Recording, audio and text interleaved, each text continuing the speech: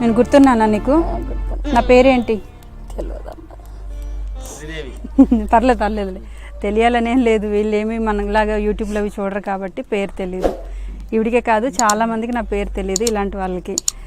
Okay అమ్మా, తిన్నావా? నేను ఇచ్చిన వంట సరుకులు అవన్నీ తిన్నావా? తిన్నావా? చాలా సంతోషం. ఏం చేస్తున్నావు ఇప్పుడు? ఏం చేస్తున్నావు? ఉన్నాయి ఇంట్లోనే. ఎక్కడో ఓకే, మరి ఈ బామ్మ మీకు గుర్తుంది కదా గతంలో వీళ్ళ అబ్బాయిలు? అమ్మ మీ అబ్బాయిలు ఏమయ్యారు ఒక్కసారి? ఒక అబ్బాయికి పానంబాయి లెక్క చనిపోయాడు, ఫిట్స్ ఒక అబ్బాయిని చంపేసారు. సో అది మీరు గతంలో కూడా బామ్మని వీడియో చూశారు, చాలామంది బాధపడ్డారు. సో అందుకని బామ్మ దగ్గరికి మళ్ళీ రెండోసారి రావడానికి కారణం కూడా అదే. సో కొడుకులుంటే ఇద్దరిలో ఒక కొడుకైనా అప్పుడప్పుడు వచ్చిపోతూ ఉండి తనకి ఏదో ఒకటి ఇవ్వటం చేస్తూ ఉండడం అలా జరుగుండేదేమో. ఇంకా అనుకోకుండా ఇద్దరు కొడుకులు కూడా ఇప్పుడు లాస్ అయ్యారు కాబట్టి సో నేను కొడుకుని కాకపోయినా కానీ మనం హెల్ప్ చేయడానికి వచ్చాము రెండోసారి కూడా ఈవిడికి. సరేనా? మరి ఈవిడికి కూడా కొంత అమౌంట్ నేను ఇవ్వాలనుకున్నాను. అది ఇక్కడ పెద్ద మనుషులు ఎవరి ద్వారా ఇద్దాం. మేడము శ్రీదేవి చారిటబుల్ ట్రస్ట్ నుంచి ఇంతకుముందు కూడా ఒక 2 months బ్యాక్ వచ్చి అందరికీ ఒక 17 మందికి బియ్యము, బ్యాళ్ళు, నూనె అన్ని నిత్యావసరాలు ఇచ్చింది. వాళ్ళంతా మంచిగా యూజ్ చేసుకున్నారు. ఇప్పుడు మళ్ళీ ఆమె కొంతమందిని ఒక 3 సెలెక్ట్ చేసుకొని వాళ్ళకు ఆర్థిక సహాయం ఇంకా బాగా, అందులో 17 మందిలో వెరీ ప్యూర్ ఉన్న వాళ్ళు, బాగా ఇబ్బంది ఉన్న వాళ్ళని సెలెక్ట్ చేసుకొని 3 చేసుకొని వాళ్ళ ముగ్గురికి వాళ్ళు ఇంతకుముందు వడ్ల బిచ్చన్న చనిపోయిండు, వాళ్ళ కూతురు 3 ఉంటారు.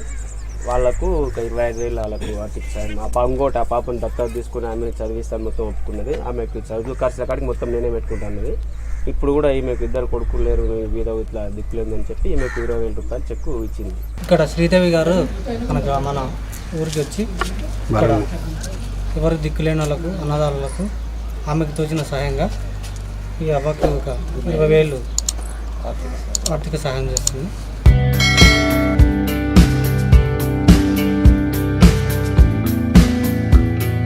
బామ్మ నీకు అకౌంట్ నెంబర్ ఉందా? అకౌంట్ నెంబరు ప్రెసిడెంట్ గారు మరి ఈవిడ చదువుకోలేదు కాబట్టి సెక్రటరీ గారు మీ చేత నేను ఇప్పించాను కాబట్టి బాధ్యత కూడా మీద అంటే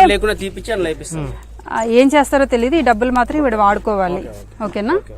అంటే బ్యాంకులో ఉంచుకుంటే తీసుకోగలిగే ఇది ఉందా? మళ్ళీ ఇవిడికి తెచ్చుకుంటారు కదా, తెచ్చుకుంటారు కదా. అయితే బ్యాంకులోనే వేసేసేయండి. ఇంట్లో ఉన్న సేఫ్ కాదు కాబట్టి ఈవిడ వెళ్ళి బాగుండేటప్పుడు వెళ్ళి తెచ్చుకుని వాడుకుంటే చాలు. అమ్మ మీకు 20,000 రూపాయలు నేను ఇస్తున్నాను, నువ్వు బ్యాంకులో వెళ్ళి నీకు ఎంత కావాలో అంత తెచ్చుకొని మిగతా బ్యాంకులోనే ఉంచుకో. సరేనా? సరేనమ్మా.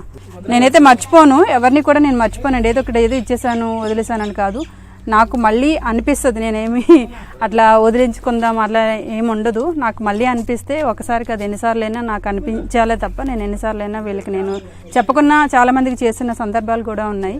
చెప్పి కొంతమందికి చూపిస్తాను, మీరు చెప్పకున్నా చాలా వరకు చేస్తున్నాను.